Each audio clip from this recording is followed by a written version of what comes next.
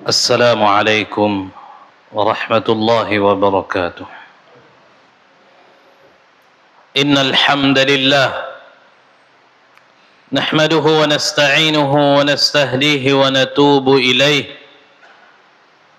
ونتوكل عليه ونعوذ بالله تعالى من شرور أنفسنا ومن سيئات أعمالنا. من يهد الله فهو المهتد ومن يضلل فلن تجد له وليا مرشدا. أشهد أن لا إله إلا الله وحده لا شريك له وأشهد أن محمدا عبده ورسوله لا نبي بعده. اللهم صل وسلم وبارك على نبينا محمد وعلى آله وصحابته ومن سار على نهجه واستنى بسنته إلى يوم لقاء ربه.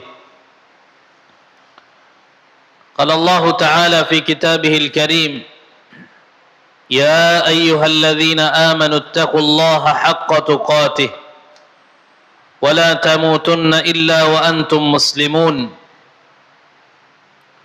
وقال في آية أخرى: أليس الله بكاف عبده ويخوفونك بالذين من دونه ومن يضلل الله فما له من هاد.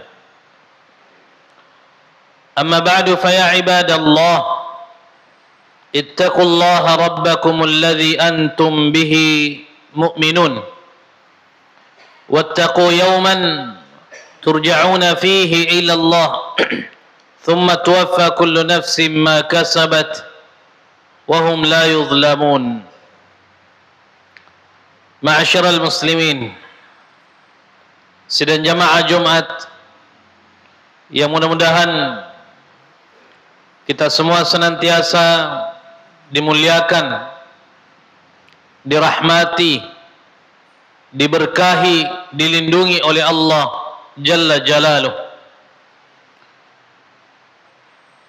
Kita memanjatkan pujian dan pujaan kesyukuran kita kehadirat Allah Subhanahu wa taala yang kita yakini tidak pernah menghentikan berbagai macam nikmat dan anugerah yang diberikan kepada kita semua.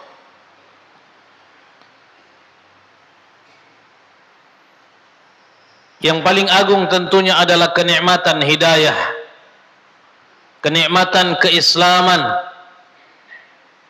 kenikmatan keimanan yang sampai pada detik ini masih menghiasi hati kita semua. Dan kenikmatan ini adalah merupakan tonggak penentu kebahagiaan, ketenangan, bahkan keselamatan kita dalam kehidupan dunia sampai pada kehidupan kita yang kedua nanti di hari akhirat.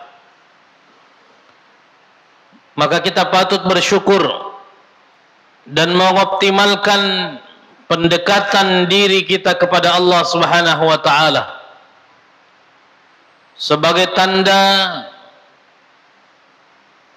kesyukuran kita atas nikmat-nikmat yang agung ini. Sembari kita berdoa memohon kepada Allah Subhanahu wa taala agar kiranya Allah berkenan untuk terus mengistiqomahkan hati dan langkah kita di atas hidayah Allah, tetap berada dan hidup di bawah naungan keimanan sampai kita semua dipanggil menghadap Allah Subhanahu wa taala nantinya. Ikhwatal iman, rahimani wa rahimakumullah. Seringkali dalam kehidupan kita ada saja hal-hal yang kadangkala tidak sesuai dengan apa yang kita harapkan. Kita mengharapkan dan menginginkan sesuatu, Namun Allah Subhanahu wa taala belum berkenan untuk mewujudkan keinginan dan harapan kita. Pada titik ini, sebahagian besar manusia seringkali merasa kecewa terhadap persoalan-persoalan ini. Sehingga kita sering mendengarkan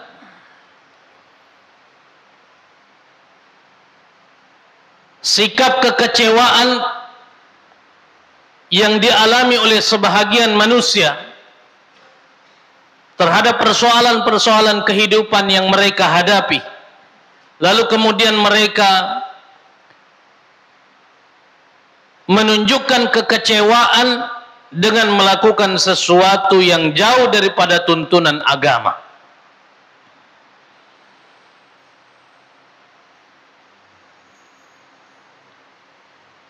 Ada yang lari pada kemaksiatan karena kekecewaan terhadap sesuatu. Lari pada narkoba, pergaulan bebas. Bahkan tidak jarang kita mendapatkan ada orang yang bahkan mengakhiri hidupnya bunuh diri karena mengalami kekecewaan dalam kehidupan. Ikhwatal iman rahimani wa rahimakumullah. Bagi orang yang beriman, terkadang merasa sedih terhadap apa yang tidak sesuai dengan harapan. Akan tetapi menunjukkan kekecewaan itu bertolak belakang dengan sikap dan sifat orang-orang yang mengaku beriman kepada Allah Subhanahu wa taala. Maka yang penting kita pelajari dan kita dalami, ikhwatal iman rahimani wa rahimakumullah. Bagaimana memahami apa sesungguhnya yang seringkali mendatangkan kekecewaan dalam kehidupan kita sehari-hari. Untuk kita ketahui, kita renungkan, lalu kemudian kita hindari semua hal-hal yang pada akhirnya berpotensi mendatangkan kekecewaan dalam kehidupan kita. Ma'asyiral muslimin, sidang jamaah yang dimuliakan Allah. Karena kita harus memahami bahwa orang yang merasakan kekecewaan akan dicabut ketenangan jiwanya. Orang yang mengalami kekecewaan seringkali berakhir pada penurunan iman. Penurunan iman kepada Allah Tabaraka wa Ta'ala. Sehingga dengan memahami apa sumber-sumber kekecewaan yang sejatinya selalu ada dan terlihat dalam kehidupan kita sehari-hari, ini seharusnya menjadi bekal utama bagi orang-orang yang beriman untuk mengontrol dirinya terhadap segala hal yang tidak sesuai dengan harapannya. Ma'asyiral muslimin yang dimuliakan Allah, pada Jumat yang mubarakah ini kita ingin merenungkan paling tidak ada 2 poin penting, yang mana 2 hal ini sering menjadi penyumbang terbesar hadirnya kekecewaan di dalam hati seseorang terhadap segala problematika kehidupan yang dilaluinya. Dan 2 hal ini yang seharusnya dihindari dan dijauhi oleh orang-orang yang beriman kepada Allah Subhanahu wa taala, yang yakin bahwa Tuhannya adalah Allah Tabaraka wa taala. Ma'asyiral muslimin rahimani wa rahimakumullah. Yang pertama, sumber kekecewaan yang termasuk banyak menyumbangkan hal-hal yang negatif dalam kehidupan manusia adalah hadirnya rasa memiliki terhadap sesuatu. Hadirnya rasa memiliki terhadap sesuatu. Ini menjadi sumber kekecewaan terbesar yang sering dialami oleh umat manusia. Manusia mengalami kekecewaan karena mereka merasa memiliki sesuatu. Semakin tinggi rasa memilikinya terhadap sesuatu, maka potensi kekecewaannya juga berbanding lurus dan semakin tinggi pula. Kita lihat orang-orang yang merasa memiliki harta, memiliki kekayaan, dan merasa bahwa kekayaan ini adalah hak milik seutuhnya bagi dirinya. Dan kita bisa melihat orang-orang yang merasakan seperti ini seringkali mengalami kesedihan yang berujung pada kekecewaan ketika harta yang dia rasa dia miliki ini hilang, berkurang, atau setidaknya tidak sesuai dengan apa yang dia harapkan dalam hitung-hitungan. Hadirlah kekecewaan itu, muncullah kekecewaan itu, karena mereka merasa bahwa ini adalah hak miliknya, yang ketika hak milik ini dihilangkan oleh Allah, maka dia kecewa terhadap kondisi itu. Orang-orang yang menginginkan jabatan, orang-orang yang mengharapkan kedudukan, orang-orang yang mengharapkan popularitas, orang-orang yang mengharapkan prestis terhadap kedudukannya di tengah-tengah masyarakat, lalu menganggap bahwa kedudukan itu adalah hak milik dia yang seharusnya dia miliki, lalu ketika dia kehilangan apa yang dia harapkan, maka lahirlah kekecewaan. Padahal bagi orang-orang yang beriman kepada Allah, kita telah diajarkan bahwa jangankan harta, jangankan rumah, jangankan kendaraan, jangankan pakaian, keluarga, bahkan diri kita, jiwa kita sekalipun, itu sesungguhnya bukan hak milik kita, tetapi pada hakikatnya adalah merupakan sebuah titipan yang dimiliki oleh Allah dan dititipkan kepada kita untuk dijadikan sebagai amanah besar, agar kita mampu mengontrol yang pada akhirnya suatu saat itu semua akan diambil oleh Allah Tabaraka wa Ta'ala. Ini mindsetnya orang yang beriman terhadap segala sesuatu yang dia lihat, dia saksikan, bahkan cenderung dia terkesan memiliki sesuatu dalam kehidupan dunia. Mereka menyadari, meyakini bahkan bahwa semua ini adalah sebuah titipan. Mungkin kita punya sertifikat yang bertuliskan hak milik, tapi bagi orang yang beriman itu amanah dari Allah yang sewaktu-waktu akan diambil oleh Allah, dan orang yang tidak merasakan memiliki sesuatu itu tidak akan mendatangkan kesedihan, bahkan tidak mendatangkan kekecewaan terhadap apa yang diambil kembali oleh Allah. Tidakkah kita diajarkan oleh Allah melalui lisan Rasulullah sallallahu alaihi wasallam dan juga melalui ayat yang disampaikan oleh Allah Subhanahu wa taala di dalam Al-Qur'an, bahwa ketika kita terkena musibah, bukan hanya kematian, apapun jenis musibahnya, termasuk persoalan kehidupan, antara bertolak belakangnya kenyataan dengan harapan, kita ini juga bahagian dari musibah. Yang kata Allah Subhanahu wa taala dan juga diajarkan oleh Nabi sallallahu alaihi wasallam, ketika kita tertimpa musibah, apa yang kita ucapkan? Kita mengucapkan kalimat istirja. Apa itu kalimat istirja? Kalimat yang meyakinkan kita bahwa memang ini bukan milik kita. Kita diajarkan sebuah kalimat yang agung, yang seharusnya kalimat ini selalu diucapkan setiap kali kita tertimpa musibah, setiap kali kita terkena keadaan-keadaan yang tidak sesuai dengan harapan. Bukan hanya ketika kematian kita mengucapkan inna lillahi wa inna ilaihi raji'un. Apa maknanya? Kita terkadang mengucapkan ini tetapi tidak menghayati maknanya. Inna lillahi wa inna ilaihi raji'un. Keyakinan mutlak kita sebagai orang yang beriman bahwa jangankan genggaman harta yang kita pegang, jangankan sertifikat hak milik yang selama ini menumpuk di lemari-lemari kita, bahkan jiwa kita ini adalah milik Allah. Sesungguhnya kita ini adalah milik Allah, wa inna ilaihi raji'un, dan kita semua akan kembali kepada Allah Subhanahu wa taala. Sesungguhnya kita sering dinasihatkan dengan kalimat ini, namun jarang sekali kita hayati, kita renungkan, kita tadabburi maknanya. bahwa kalimat ini adalah isyarat bagi orang yang beriman untuk tidak boleh merasa memiliki terhadap sesuatu. Semakin kuat rasa memiliki terhadap sesuatu, maka kita harus semakin siap untuk lebih besar lagi kekecewaannya. Ikhwatal iman, rahimani wa rahimakumullah.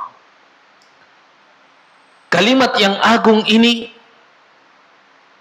ketika kita tadabburi, kita akan diajarkan tentang bagaimana melepaskan ikatan-ikatan dunia di dalam hati.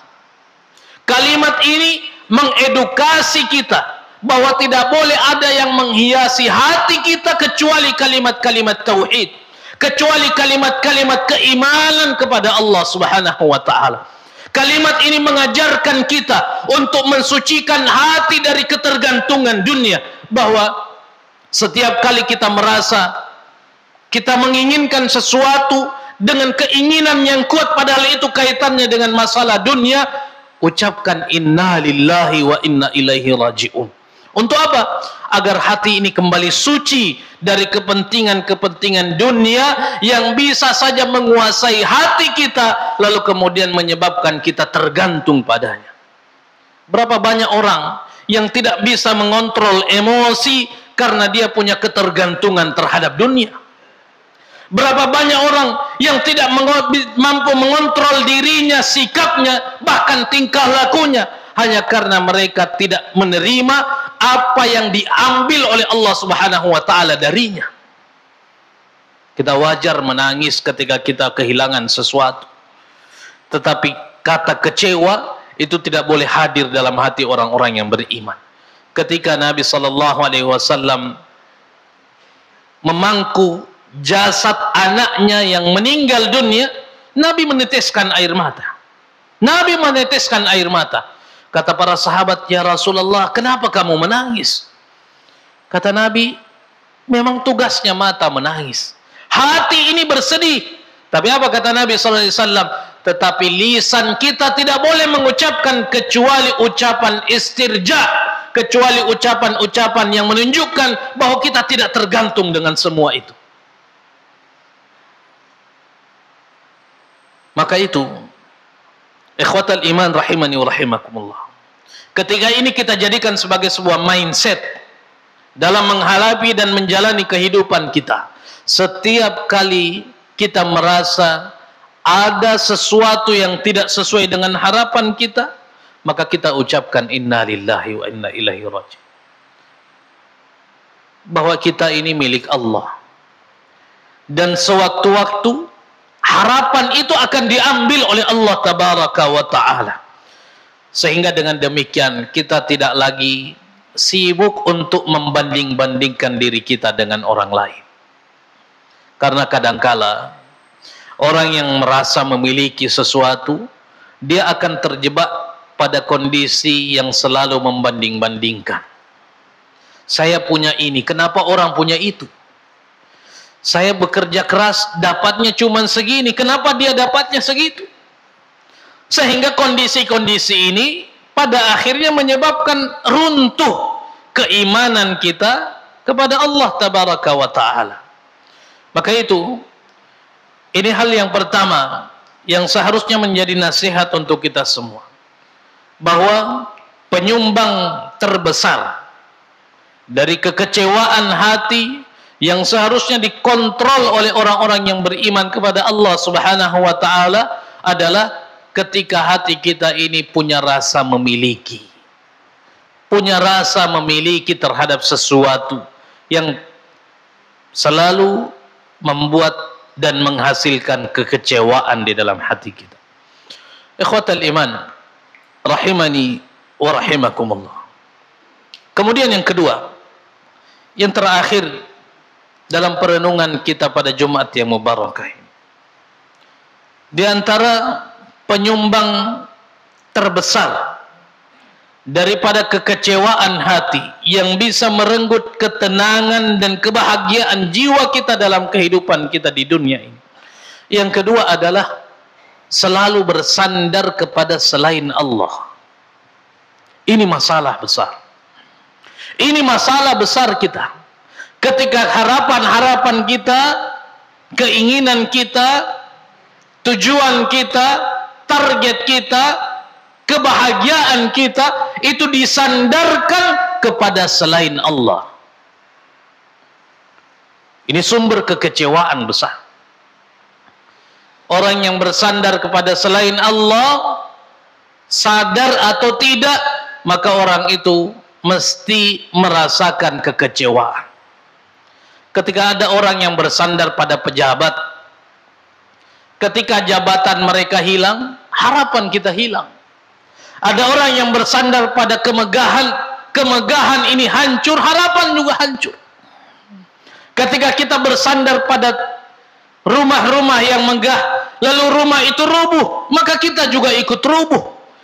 Seiring dengan hadirnya kekecewaan hati terhadap apa yang sudah kita lakukan itu.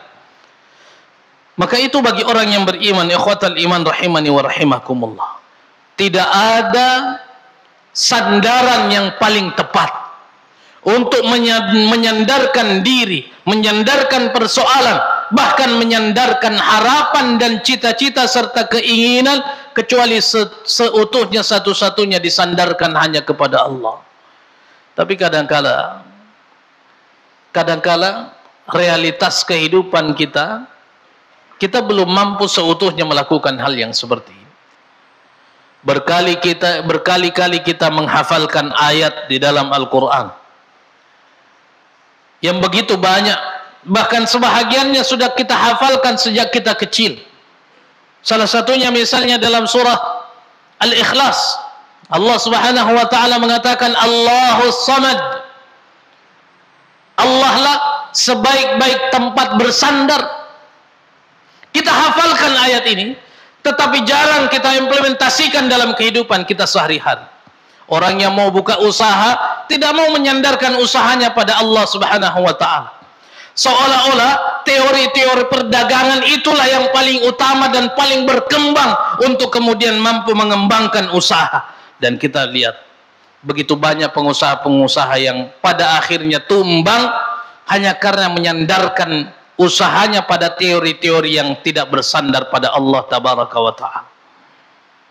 Kita seringkali melihat ada rumah tangga yang dibangun bukan karena Allah Subhanahu wa Ta'ala, tidak disandarkan kepada Allah Subhanahu wa Ta'ala, hanya menyandarkan kecintaan mereka antara satu dengan yang lain, atau mengandalkan kekayaan mereka sehingga mereka mengatakan mereka mampu membangun rumah tangga karena kekayaan yang sudah mereka miliki. Begitu mereka mendapatkan persoalan, hancur semua, kecewa, putus asa, sakit hati. Kenapa? Karena mereka melakukan sesuatu tidak menyandarkannya kepada zat yang tidak akan pernah mungkin mengecewakan orang-orang yang beriman. Ma'asyiral muslimin rahimani wa rahimakumullah, Allah Subhanahu wa taala sudah mengancam sesungguhnya bahwa orang yang mencari sandaran dan pertolongan bukan kepada Allah pada akhirnya akan hancur, pada akhirnya akan rapuh. Sebagaimana permisalan Allah Subhanahu wa taala di dalam Al-Qur'an, mathalul ladzina ittakhadhu min dunillahi awliya, orang-orang yang mengambil penolong, sandaran, pemimpin bahkan bukan dari jalur yang sudah ditetapkan oleh Allah Subhanahu wa taala. Permisalan mereka seperti apa? Kamathalil ankabuti ittakhadhat baita, seperti laba-laba yang sedang membangun sebuah rumah. Orang yang bersandar kepada selain Allah itu seperti laba-laba yang sedang membangun rumah. Memang ada apa dengan laba-laba? Kita lihat laba-laba, bagaimana mereka membangun rumah. Bersusah payah mereka bangun rumah dengan desain yang maksimal menurut dia. Tetapi ketika tertimpa angin yang tidak begitu kencang, apa yang terjadi? Rumah itu akan hancur. Makanya Allah melanjutkan firman-Nya dalam ayat tadi, wa inna auhanal buyut labaitul ankabut. Karena sesungguhnya rumah yang paling rapuh di dunia ini adalah rumahnya laba-laba. Dan orang yang bersandar kepada selain Allah dipermisalkan oleh Allah dengan orang yang sedang membangun rumah laba-laba yang dengan mudahnya hancur dan rapuh. Ikhwatal iman rahimani wa rahimakumullah. Bagi orang yang beriman, mereka menyandarkan diri dan harapannya serta segala sesuatunya kepada Allah dengan mengikutkan keyakinan bahwa Allah Maha Kuasa terhadap segala sesuatu. Sebaliknya, orang yang tidak menyandarkan dirinya kepada Allah sesungguhnya sedang berburuk sangka kepada Allah bahwa seolah-olah Allah tidak mampu apa-apa. Kenapa mereka tidak kembali kepada Allah? Karena mereka berburuk sangka seolah-olah Allah tidak mampu menyelesaikan persoalannya, seolah-olah Allah tidak mampu mewujudkan harapannya, seolah-olah Allah tidak mampu menyampaikan dia terhadap apa yang dia inginkan. Padahal bagi orang yang beriman, jangankan sekedar menyelesaikan persoalan kita, Allah mampu menciptakan langit 7 lapis tanpa tiang, dan ini diabadikan oleh Allah di dalam surah An-Nazi'at, menyindir orang-orang yang ragu terhadap kekuasaan Allah. Kata Allah Subhanahu wa taala, "A antum ashaddu khalqan amis sama' banaha?" Orang-orang yang punya persoalan, orang-orang yang punya masalah, yang seolah-olah Allah tidak mampu menyelesaikan masalahnya, Allah sindir dengan ayat ini. A antum ashaddu khalqan amis sama' banaha? Apakah Allah menciptakan kamu itu lebih susah daripada ketika Allah menciptakan langit dan bumi ini? Allah bertanya sekaligus menyindir orang-orang yang ragu kepada kekuasaan Allah. Apakah menciptakan kamu manusia kecil ini itu lebih susah bagi Allah ketimbang menciptakan langit dan bumi yang begitu besar dan luas ini? Kalau menciptakan langit dan bumi saja Allah mampu, bagaimana jika hanya sekedar merubah keadaan kita dari yang tidak kita inginkan menjadi yang kita inginkan? Allah lebih mampu lagi. Bahkan Allah mampu untuk menggabungkan jasad orang-orang yang sudah meninggal dunia, yang tinggal tulang belulang, mampu dijadikan menjadi satu lagi, menjadi tubuh yang utuh lagi. Apalagi kalau hanya sekedar menyampaikan harapan-harapan yang kita inginkan. Tetapi kadangkala kita terperdaya oleh syaitan, yang kemudian menyebabkan keimanan kita ini berubah menjadi keraguan, yang pada akhirnya ketika tidak ada sesuatu yang tidak sesuai dengan harapan kita, ada sesuatu yang tidak sesuai dengan harapan kita, sebahagian kita lari pada dukun, lari pada orang-orang yang dianggap paranormal, lari kepada kuburan-kuburan yang dianggap keramat untuk meminta-minta sesuatu yang pada akhirnya menyebabkan kehancuran demi kehancuran dalam tatanan keimanan mereka. Maka itu, bagi orang yang beriman, bagi kita semua yang mengaku beriman kepada Allah Subhanahu wa ta'ala, setiap kali ada godaan untuk menyandarkan diri kepada selain Allah, kita mesti mengulang-ulangi ayat yang disampaikan Allah di dalam surah Az-Zumar. Kata Allah Subhanahu wa ta'ala, "Alaihissallahu bikafin abdah." Ini yang kita bacakan dalam muqaddimah tadi. Alaihissallahu bikafin abdah. Allah tanya kita, bukankah Allah ini sudah cukup untuk melindungi kamu? Bukankah Allah ini sudah cukup untuk mengayomi kamu? Bukankah Allah ini sudah cukup untuk mendukung dan membantu kamu? Kenapa kita mesti mencari bantuan daripada selain Allah Subhanahu wa ta'ala? Kenapa kita mesti mencari dukungan daripada selain Allah Subhanahu wa ta'ala? Kenapa kita mesti mencari sandaran kepada selain Allah Subhanahu wa ta'ala? Maka setiap kali orang yang mengaku beriman ini ada keraguan di dalam hatinya untuk kemudian mengarah kepada kekecewaan, baca ayat ini. Alaihissallahu bikafin abdah. Bukankah Allah itu sudah cukup bagimu sebagai pelindung? Bukankah Allah sudah cukup bagimu sebagai penolong? Lalu kita ucapkan di dalam hati, bala, sudah cukup ya Allah. Cukup satu-satunya Engkau menjadi penolong terhadap semua persoalan-persoalan yang kami hadapi. Ikhwatal iman, rahimani wa rahimakumullah. Orang yang bersandar satu-satunya kepada Allah, dia menyandarkan harapannya kepada zat yang tidak akan pernah mungkin bisa mengecewakan dan tidak akan pernah mau mengecewakan orang-orang yang beriman, dengan keyakinan bahwa Allah Subhanahu wa taala punya begitu luas rahmat yang kalau semua manusia mendapatkan keinginannya, maka kekayaan Allah tidak akan pernah berkurang. Rasulullah sallallahu alaihi wasallam menyampaikan dalam sebuah hadis qudsi, kata Allah Subhanahu wa taala, kalau seandainya jin dan manusia, manusia pertama dan manusia terakhir berkumpul dalam satu bukit, lalu semua meminta persoalan-persoalan yang berbeda-beda, fa'ataitu kulladzi mas'alatin mas'alatah, lalu Allah katakan, saya berikan semua manusia dan jin ini apa yang dia harapkan, ma naqasa dzalika mimma indi, itu tidak akan mengurangi apa yang saya miliki, tidak akan mengurangi apa yang saya miliki.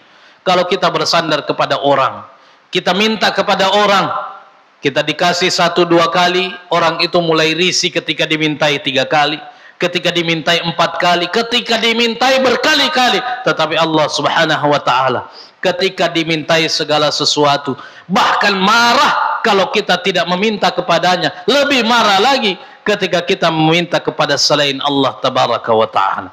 Ja'alani Allah wa iyyakum minal amilin wal faizin wa adkhalani wa iyyakum bil jannati wan na'imil muqim. أقول قولي هذا واستغفر الله لي ولكم ولسائر المسلمين من كل ذنب فاستغفروه ويا فوز المستغفرين وتوبوا إليه ويا نجاة التائبين.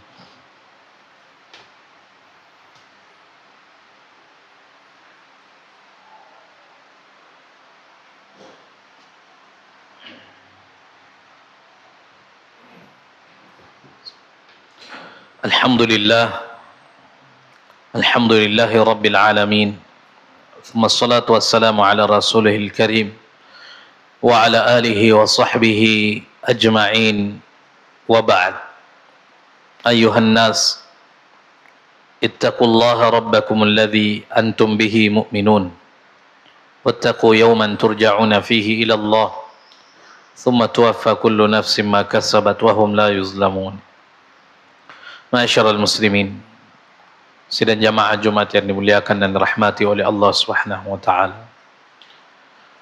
Itulah tadi nasihat bagi diri kami dan para jamaah sekalian di Jumat yang mubarakah ini.